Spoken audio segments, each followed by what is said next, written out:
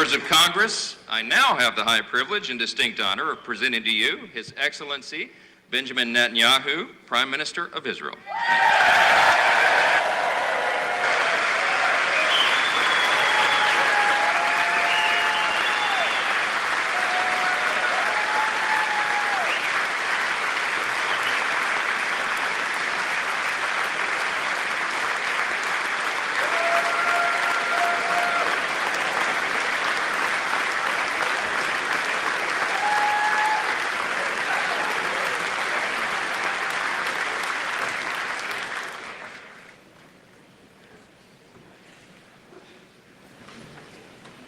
Speaker of the House, Mike Johnson, Senator Ben Cardin, Minority Leader Hakeem Jeffries, Senate Majority Leader Chuck Schumer, Senate Minority Leader Mitch McConnell, Senators, members of Congress, distinguished guests. Mr. Speaker, I want to thank you for giving me the profound honor of addressing this great citadel of democracy for the fourth time.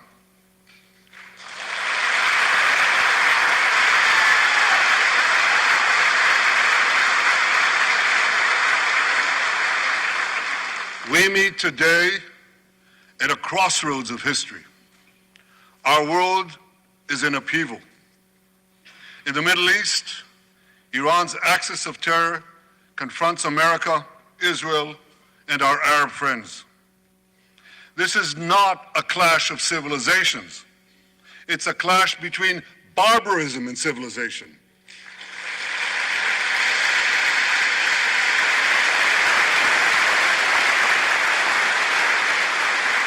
It's a clash between those who glorify death and those who sanctify life.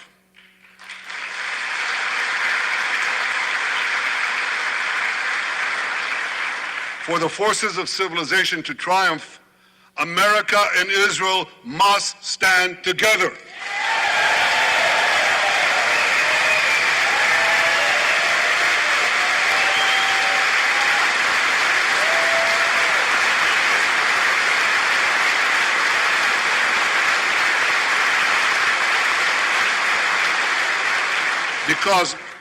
Because when we stand together, something very simple happens.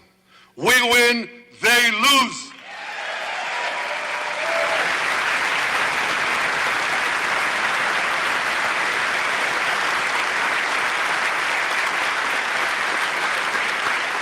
And my friends, I came to assure you today of one thing: we will win.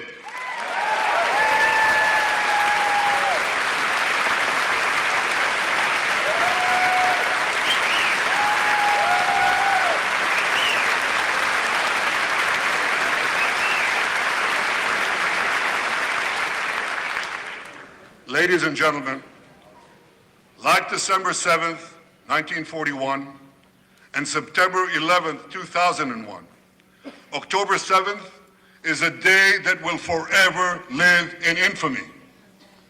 It was the Jewish holiday of Simchat Torah. It began as a perfect day, not a cloud in the sky. Thousands of young Israelis were celebrating at an outdoor music festival.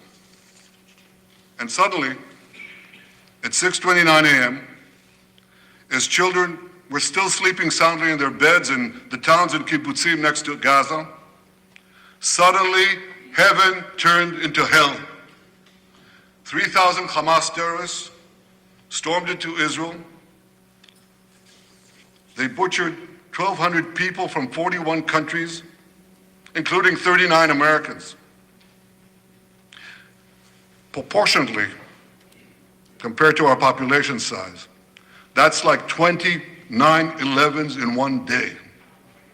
And these monsters, they raped women, they beheaded men, they burned babies alive, they killed parents in front of their children,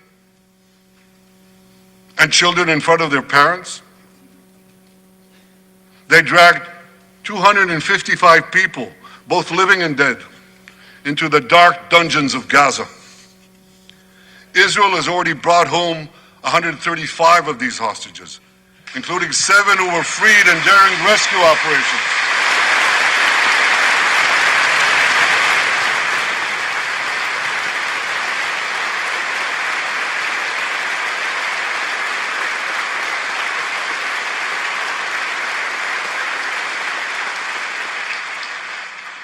One of those freed hostages, Noor Gamani, is here in the gallery, sitting near my wife Sarah. On the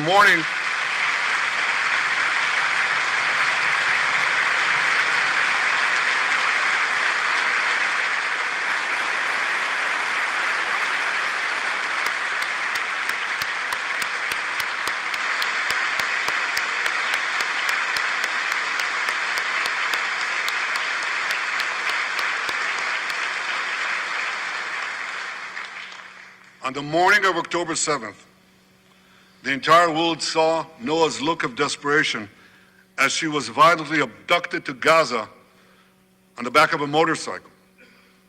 I met Noah's mother, Leora, a few months ago. She was dying of cancer. She said to me, "Prime Minister, I have one final wish. I wish to hug my daughter Noah one last time before I die." 2 months ago, I authorized a breathtaking commando rescue operation. Our special forces, including a heroic officer named Arnon Zmora, who fell in this battle, rescued Noah and 3 other hostages.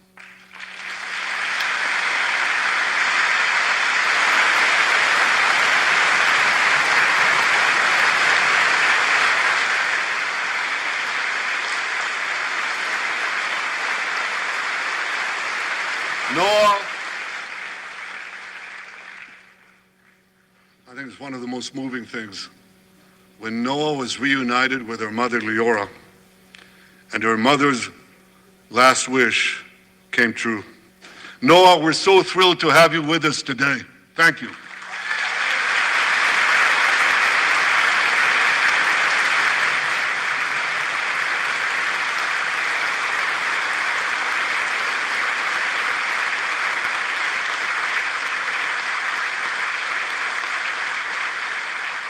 Many hostage families are also here with us today, including Eliyahu Bibas.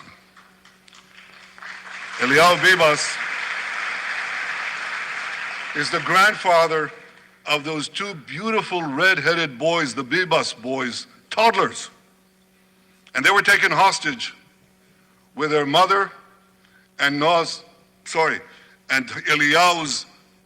son. The entire family was taken hostage. 2 beautiful red-haired children taken hostage. What monsters. And with us also is Iris Chaim, whose son, Yotam, bravely escaped Hamas captivity with 2 other Israelis, and tragically they were killed, making their way back to our lines. We have with us also the families of American hostages. They're here.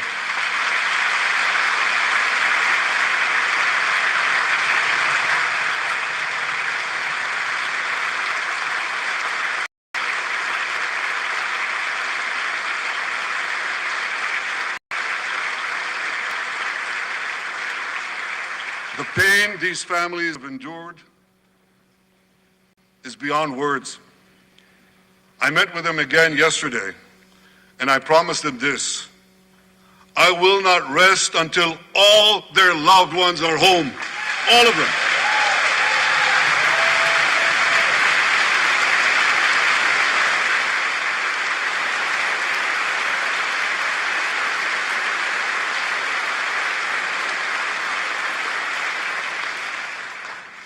As we speak, we're actively engaged in intensive efforts to secure their release, and I'm confident that these efforts can succeed. Some of them are taking place right now.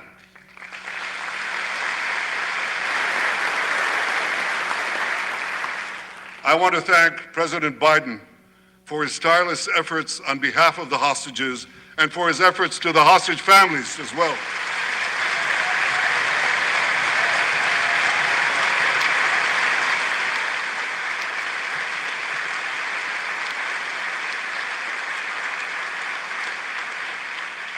I thank President Biden for his heartfelt support for Israel after the savage attack on October 7th. He rightly called Hamas sheer evil. He dispatched 2 aircraft carriers to the Middle East to deter a wider war. And he came to Israel to stand with us during our darkest hour, a visit that will never be forgotten.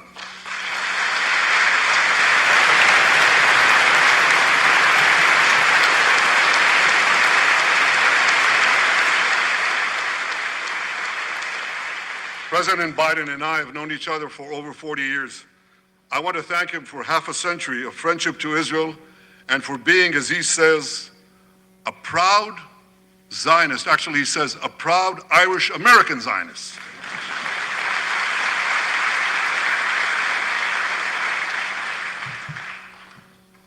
My friends, for more than 9 months, Israel's soldiers have shown boundless courage. With us today,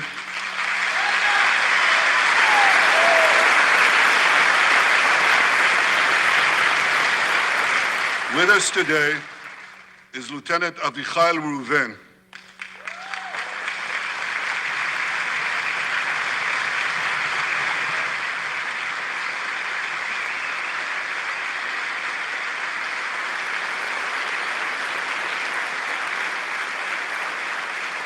Avichai is an officer in the Israeli paratroopers. His family immigrated to Israel from Ethiopia. In the early hours of October 7th, Avichai heard the news of Hamas's bloody rampage. He put on his uniform, grabbed his rifle, but he didn't have a car. So he ran 8 miles to the front lines of Gaza to defend his people.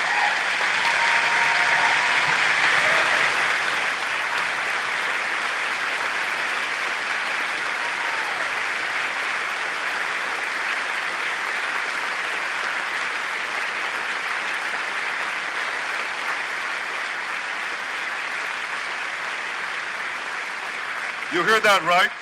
He ran 8 miles, came to the front lines, killed many terrorists, and saved many, many lives.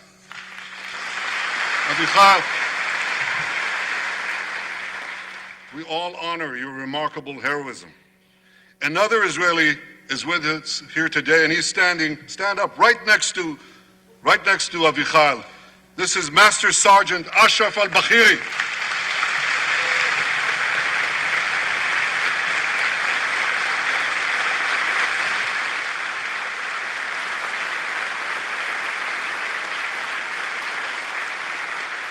Ashraf is a Bedouin soldier from the Israeli Muslim community of Raat. On October 7th, Ashraf too killed many terrorists. First he defended his comrades in the military base, and he then rushed to defend the neighboring communities, including the devastated community of Kibbutz Be'eri. Like Ashraf,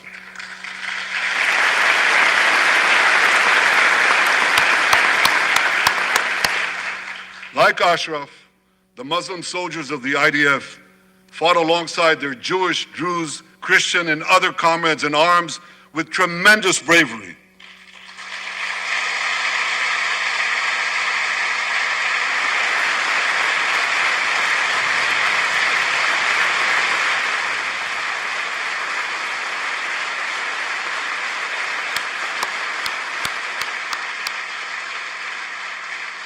A third hero, Lieutenant Asa Sofer, is also here with us.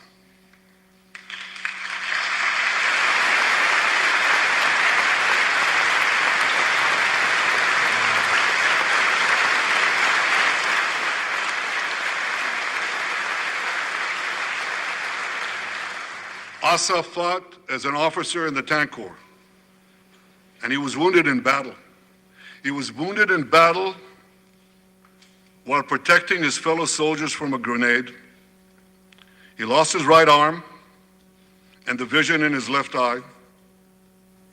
He's recovering, and incredibly, within a short time, Asa will soon return to active duty as a commander of a tank company.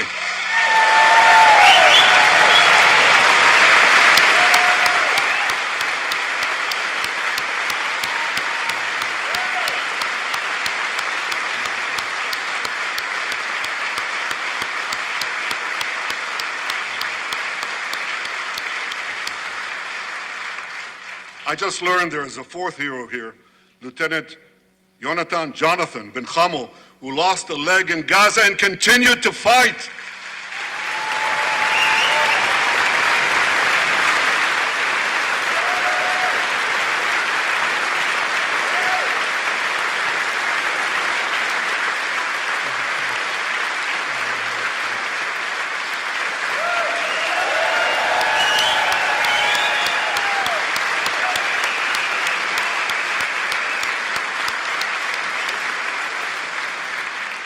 My friends, these are the soldiers of Israel, unbowed, undaunted, unafraid.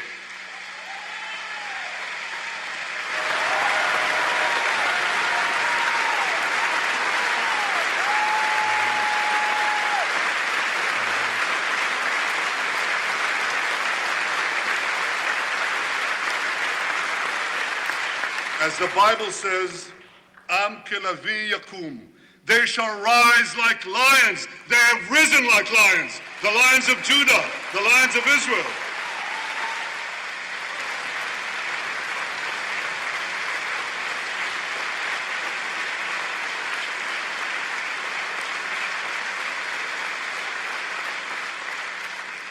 Ladies and gentlemen, the men and women of the IDF come from every corner of Israeli society. Every ethnicity, every color, every creed, left and right, religious and secular. All are imbued with the indomitable spirit of the Maccabees, the legendary Jewish warriors of antiquity. With us today is Yechiel Leiter, the father of one of those Maccabees. Yechiel's father escaped the Holocaust and found refuge in America. As a young man, Yechiel moved to Israel and raised a family of 8 children. He named his eldest son, Moshe, after his late father. Moshe became an exemplary officer in one of our elite commando units. He served with distinction for 2 decades while raising 6 beautiful children of his own. On October 7th, Moshe volunteered to return to combat. 4 weeks later, he was killed when a booby-trapped mine exploded in a tunnel shaft right next to a mosque. At his son's funeral, Yechiel said this: "If the state of Israel had not been established after the Holocaust, the image engraved in our collective memory would have been the photograph of that helpless Jewish boy in the Warsaw Ghetto holding his hands up in the air with Nazi rifles pointed at him. But because of the birth of Israel," Yechiel continued, "because of the courage of soldiers like my son Moshe, the Jewish people are no longer helpless in the face of our enemies."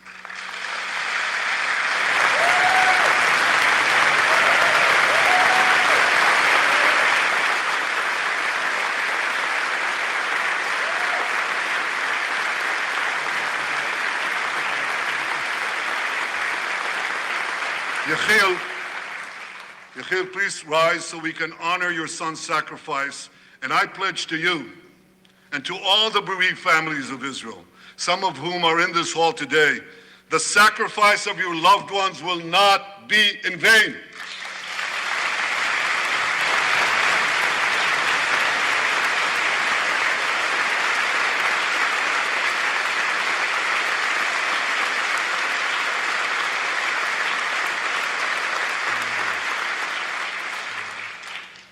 It will not be in vain, because for Israel, never again must never be an empty promise. It must always remain a sacred vow. And after October 7th, never again is now.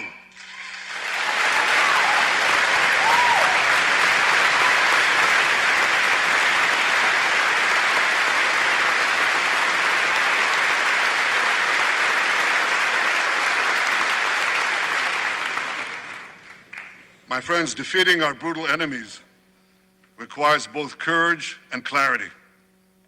Clarity begins by knowing the difference between good and evil.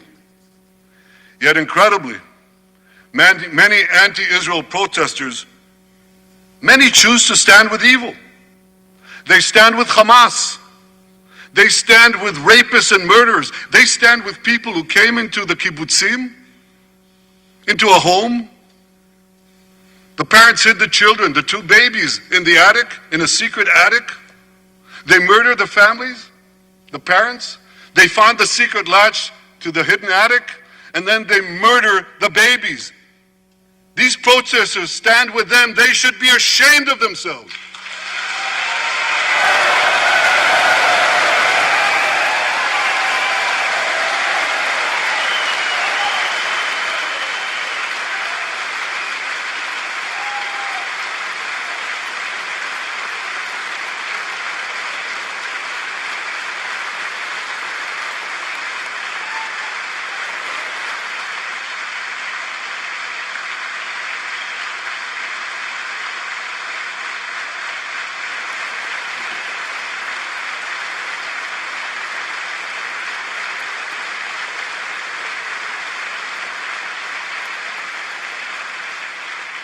They refuse to make the simple distinction between those who target terrorists and those who target civilians, between the democratic state of Israel and the terrorist thugs of Hamas. We recently learned from the National Security Director, U.S. Director of National Intelligence, that Iran is funding and promoting anti-Israel protests in America. They want to disrupt America. So these protesters burn American flags even on the 4th of July. And I wish to salute the fraternity brothers at the University of North Carolina who protected the American flag against these anti-Israel protesters.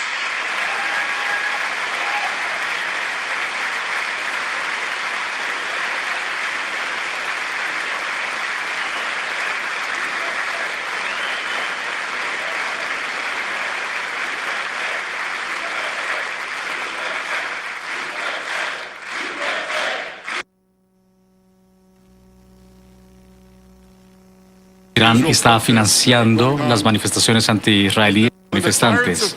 Cuando los tiranos de Teherán, que asesinaron a mujeres por no cubrir su cabello, están elogiando y financiándoles, ustedes se han convertido oficialmente en los idiotas útiles de Irán.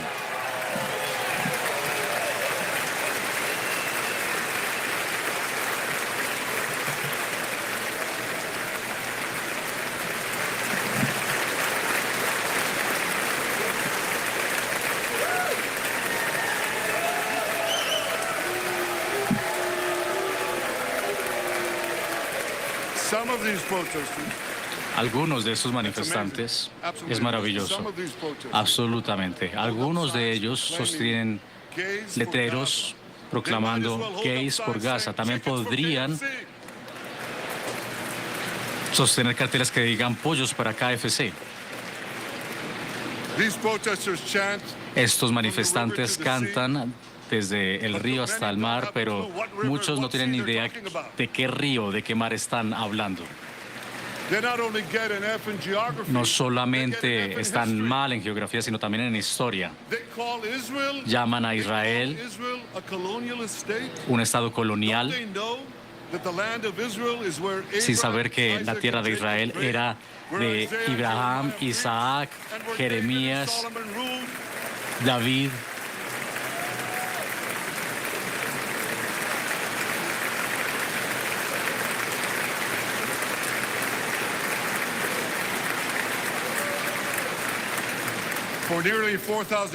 Por casi 4.000 años, la tierra de Israel ha sido la patria del pueblo judío. Siempre ha sido nuestra casa y siempre será nuestra casa.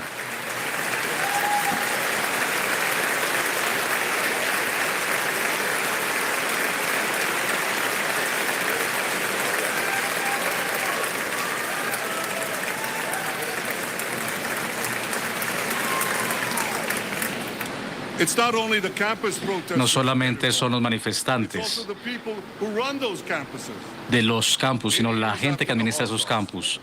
Después del Holocausto, 80 años después, Presidents of Harvard, Penn, la presidencia de Harvard, Penn, y me avergüenza decir mi alma mater, el MIT, no to condemn the calls for the podían genocide of Jews. condenar Remember what el they genocidio de judíos. ¿Recuerden lo que dijo? said?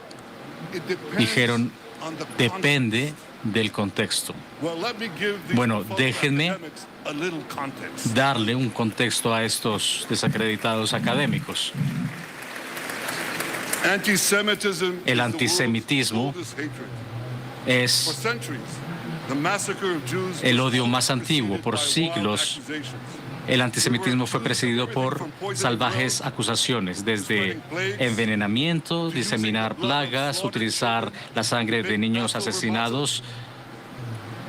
These preposterous anti-Semitic lies Estas mentiras led to persecution, antisemitas llevaron a mass murder, persecuciones, ultimately asesinatos masivos y al peor genocidio, en definitiva, el Holocausto, así como estas mentiras que fueron erigidas por siglos contra el pueblo judío, ahora están siendo dirigidos contra el Estado judío. No, por favor, no aplauden, escuchen. The outrageous slanders that paint Israel as racist and genocidal are meant to delegitimize Están Israel, hechos para demonize the Jewish state, deslegitimar to a demonize Israel, para Jews everywhere. demonizar a los judíos. Y nos sorprende que estemos siendo testigos de un aumento del antisemitismo en Estados Unidos y en el mundo. Amigos míos, Whenever and wherever we see the no scourge importa of cuándo o antisemitism, dónde we vemos, must unequivocally condemn cada it vez que vemos el and antisemitismo resolutely fight debemos it without condenarlo y combatirlo con resolución, sin excepción.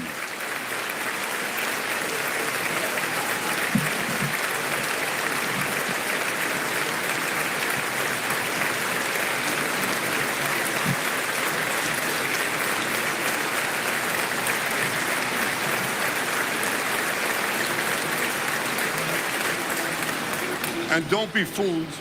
Y no se dejen engañar Libels against the Jewish state cuando las etiquetas contra el Estado judío vengan de personas que hablan rimbombantemente sobre la justicia. Aquí hay un caso. El fiscal de la Corte Penal Internacional ha vergonzosamente acusado a Israel de deliberadamente dejar morir de hambre a la gente de Gaza. Es una completa fabricación, sin sentido. Israel ha permitido más de 40,000 camiones de alimentos entrando a Gaza. Eso es más de 3,000 calorías para cada hombre, mujer y niño en Gaza. Si hay palestinos en Gaza que no están recibiendo comida suficiente, no es porque Israel esté bloqueándola, sino porque jamás la está robando.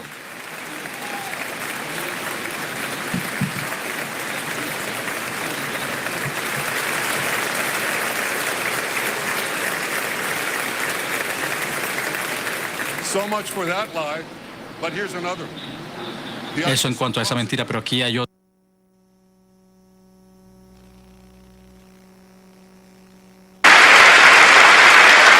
So much for that lie, but here's another.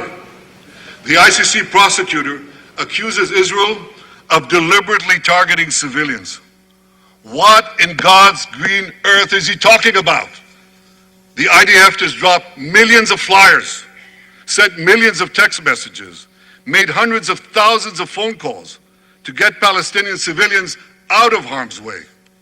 But at the same time, Hamas does everything in its power to put Palestinian civilians in harm's way. They fire rockets from schools, from hospitals, from mosques. They even shoot their own people when they try to leave the war zone. A senior Hamas official, Fatri Hamad, boasted, listen to this, he boasted that Palestinian women and children excel at being human shields. His words, excel at being human shields. What monstrous evil. For Israel, every civilian death is a tragedy.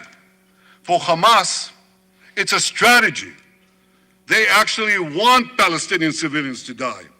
so that Israel will be smeared in the international media and be pressured to end the war before it's won. This would enable Hamas to survive another day, and as they vowed, to carry out October 7th again and again and again. Well, I want to assure you, no matter what pressure is brought to bear, I will never allow that to happen.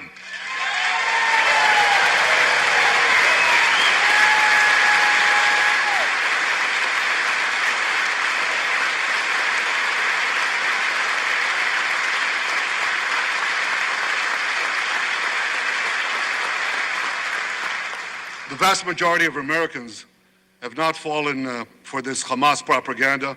They continue to support Israel. And I want to say thank you, America, and thank you, senators and House members who continue to support us, continue to support Israel, continue to support the truth and see through the lies. But as for the minority that may have fallen for Hamas's cons job, I suggest you listen to Colonel John Spencer. John Spencer is head of urban warfare studies at West Point. He studied every major urban conflict. I was going to say in modern history. He corrected me, no, in history. Israel, he said, has implemented more precautions to prevent civilian harm than any military in history and beyond what international law requires.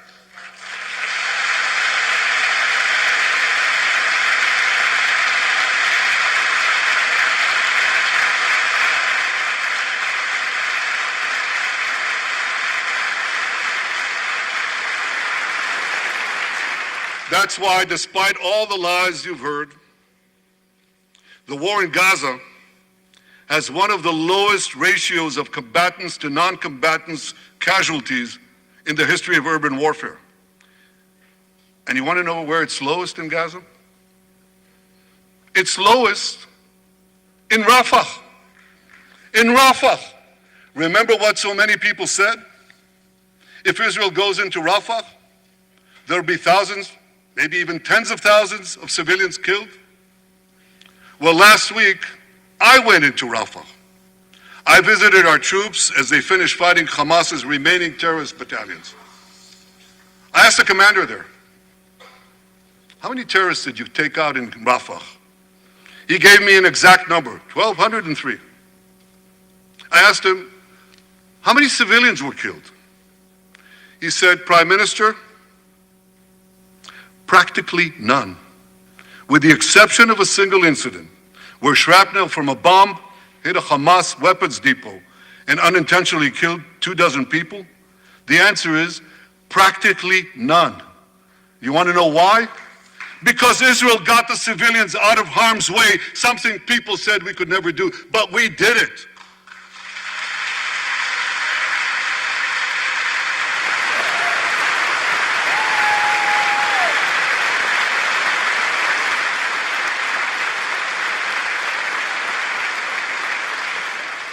These heroes here today, the heroic soldiers of Israel, should not be condemned for how they're conducting the war in Gaza. They should be commended for it.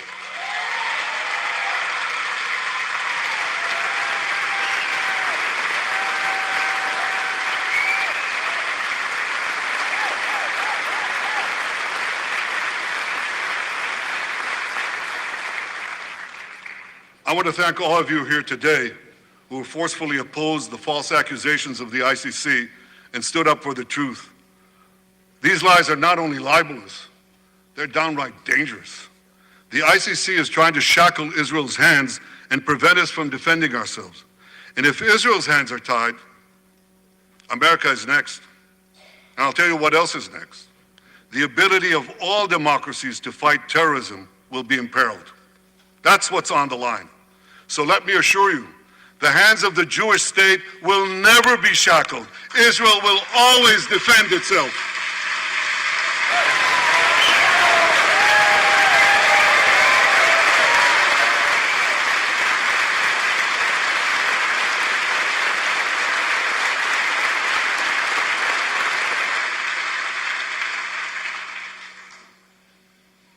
My friends, in the Middle East, Iran is virtually behind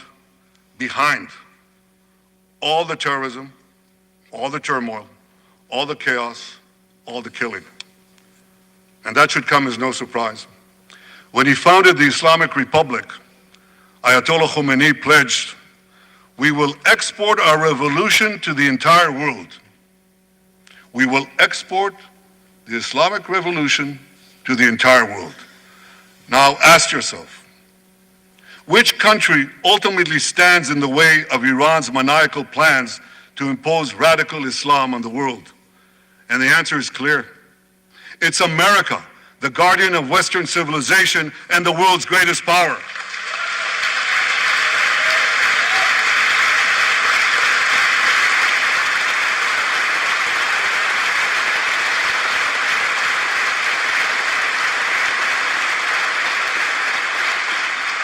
That's why Iran sees America as its greatest enemy.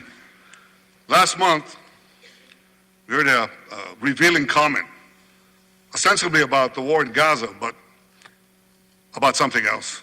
It came from the foreign minister of Iran's proxy, Hezbollah, and he said this: "This is not a war with Israel. Israel," he said, "is merely a tool. The main war, the real war, is with America." Iran's regime has been fighting America from the moment it came to power. In 1979, it stormed the American embassy. It held scores of Americans hostage for 444 days. Since then, Iran's terrorist proxies have targeted America in the Middle East and beyond. In Beirut, they killed 241 U.S. servicemen. In Africa, they bombed American embassies. In Iraq, they supplied explosives to maim and kill thousands of American soldiers. In America, they actually sent death squads. They sent death squads here to murder a former Secretary of State and a former National Security Advisor. And as we recently learned, they even brazenly threatened to assassinate President Trump. But Iran understands that to truly challenge America, it must first conquer the Middle East. And for this, it uses its many proxies, including the Houthis, Hezbollah, and Hamas. Yet in the heart of the Middle East, standing in Iran's way, is one proud pro-American democracy, my country, the State of Israel.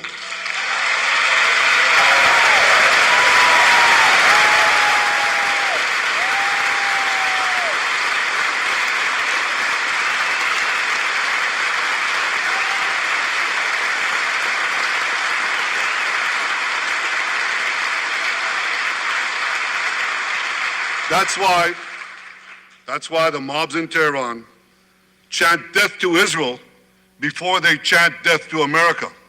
For Iran, Israel is first, America is next. So when Israel fights Hamas, we're fighting Iran. When we fight Hezbollah, we're fighting Iran. When we fight the Houthis, we're fighting Iran. And when we fight Iran, we're fighting the most radical and murderous enemy of the United States of America. And one more thing. When Israel acts to prevent Iran from developing nuclear weapons that could destroy Israel and threaten every American city, every city that you come from, we're not only protecting ourselves, we're protecting you.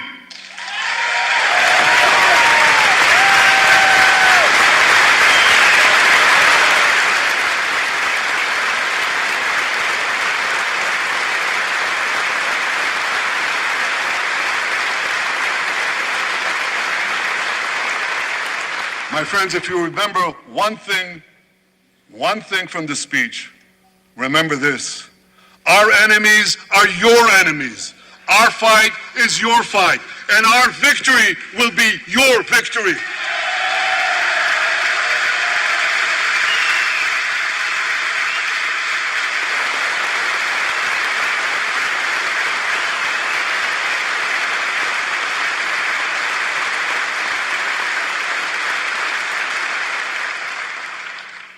Ladies and gentlemen, that victory is in sight.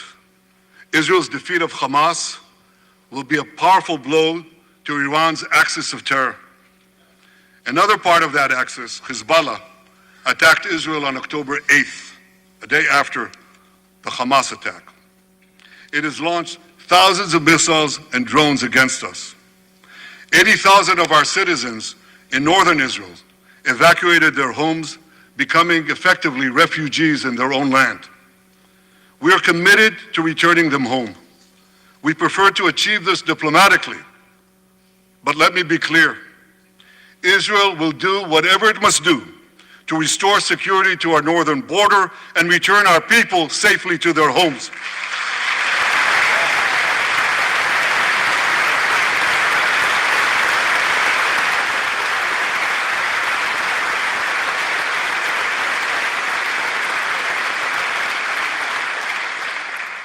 Last Friday, a third Iranian proxy, the Houthis, attacked Tel Aviv with a deadly drone. It exploded a few hundred feet from the American consulate, killing one person and injuring 9.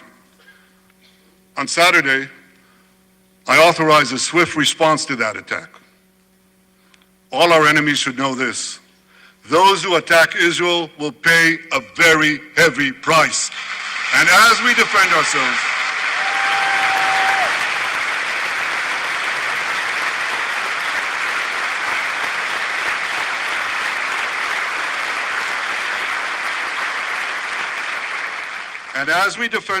on all fronts, I know that America has our back, and I thank you for it. All sides of the aisle, thank you.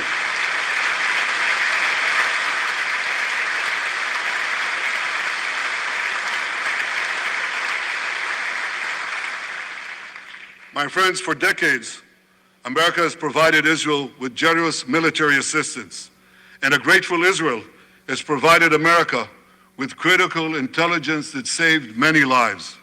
We've jointly developed some of the most sophisticated weapons on earth.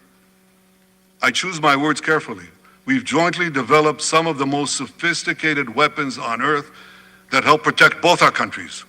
And we also help keep American boots, we help keep Americans' boots off the ground while protecting our shared interests in the Middle East.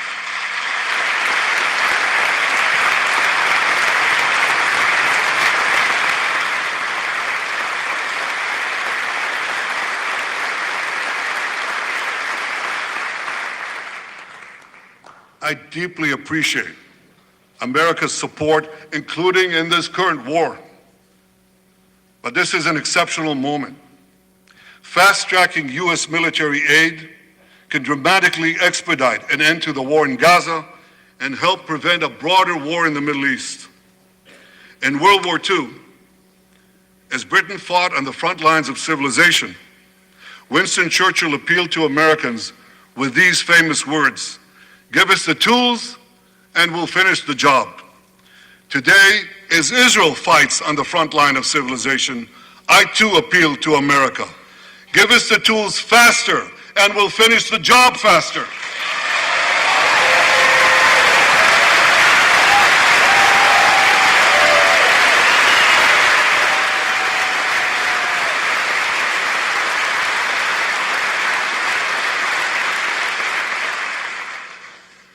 My dear friends, the war in Gaza could end tomorrow if Hamas surrenders, disarms, and returns all the hostages.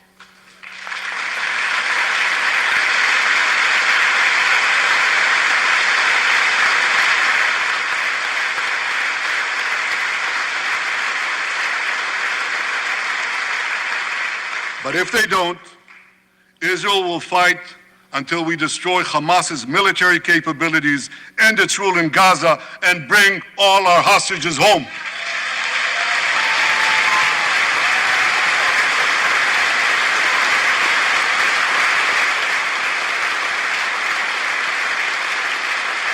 That's what total victory means, and we will settle for nothing less.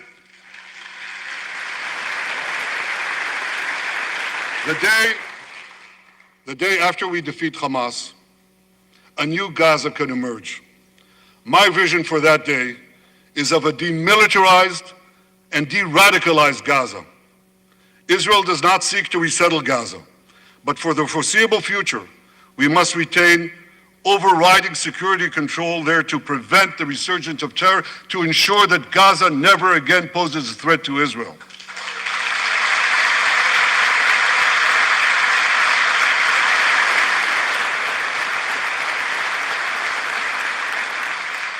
Gaza should have a civilian administration run by Palestinians who do not seek to destroy Israel. That's not too much to ask. It's a fundamental thing that we have a right to demand and to receive.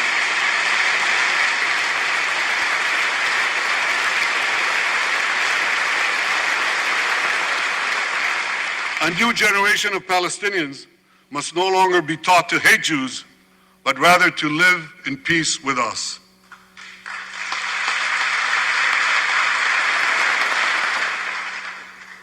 Those twin words, demilitarization and de-radicalization, those two concepts were applied to Germany and Japan after World War II, and that led to decades of peace, prosperity, and security. Following our victory,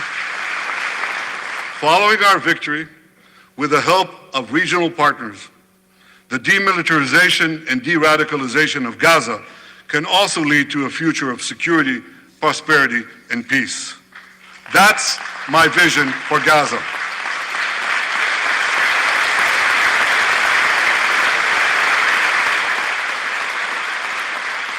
Now here's my vision for the broader Middle East.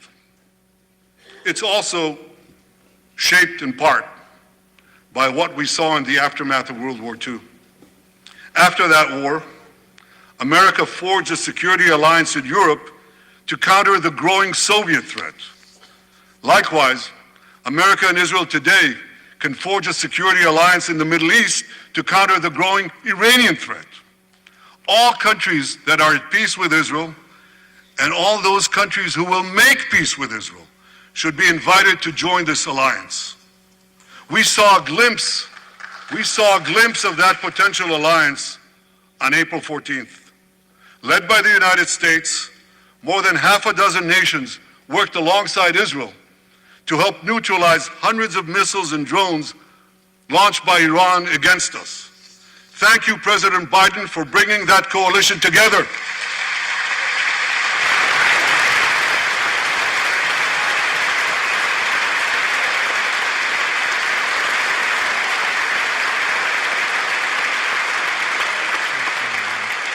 The new alliance I envision would be a natural extension of the groundbreaking Abraham Accords.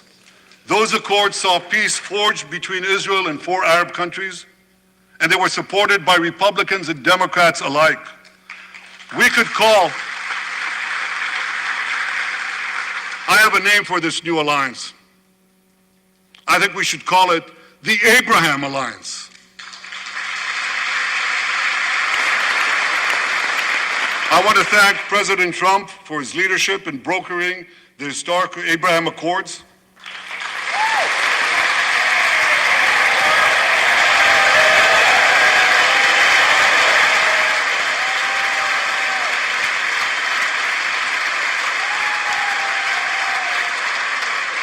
Like Americans, Israelis were relieved that President Trump emerged safe and sound from that dastardly attack on him, dastardly attack on American democracy. There is no room for political violence in democracies.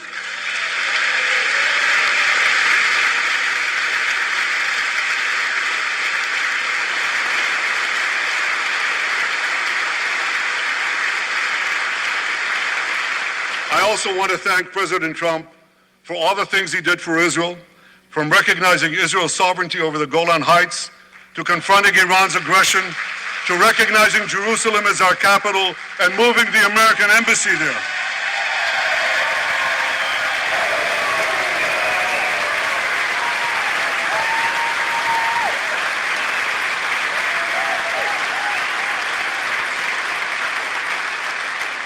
That's Jerusalem, our eternal capital, never to be divided again.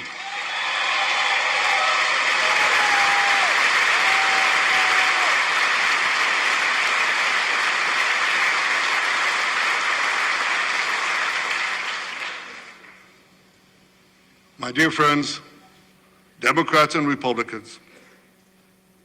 Despite these times of upheaval, I'm hopeful about the future. I'm hopeful about Israel because my people, the Jewish people, emerged from the depths of hell, from dispossession and genocide.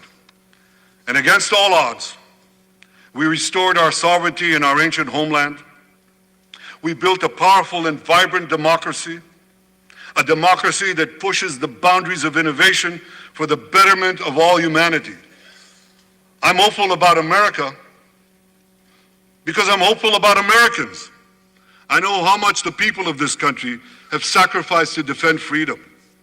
America will continue to be a force for light and good in a dark and dangerous world.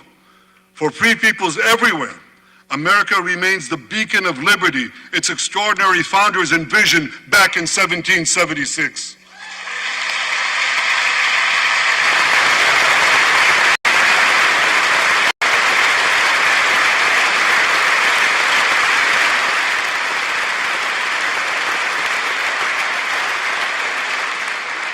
Working together, I'm confident that our two nations will vanquish the tyrants and terrorists who threaten us both. As Israel's Prime Minister, I promise you this: no matter how long it takes, no matter how difficult the road ahead, Israel will not relent, Israel will not bend. We will defend our land, we will defend our people, we will fight until we achieve victory. Victory over liberty, rather victory of liberty over tyranny, victory of life over death, victory of good over evil. That's our solemn commitment.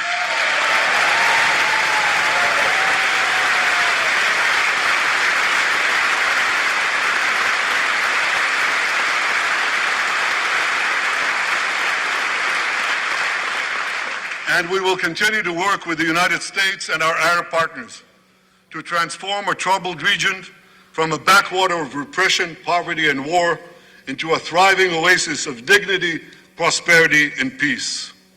In this noble mission, as in many others, Israel will always remain America's indispensable ally.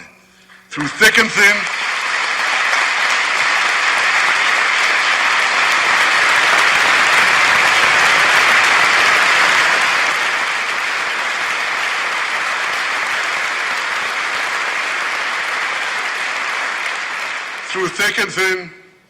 in good times and in bad, Israel will always be your loyal friend and your steadfast partner.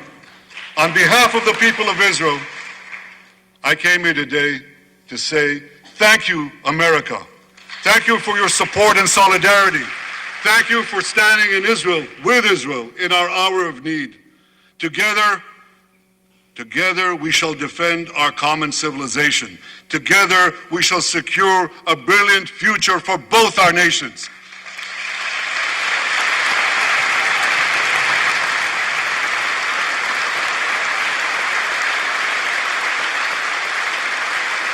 May God bless Israel, may God bless America, and may God bless the great alliance between Israel and America forever.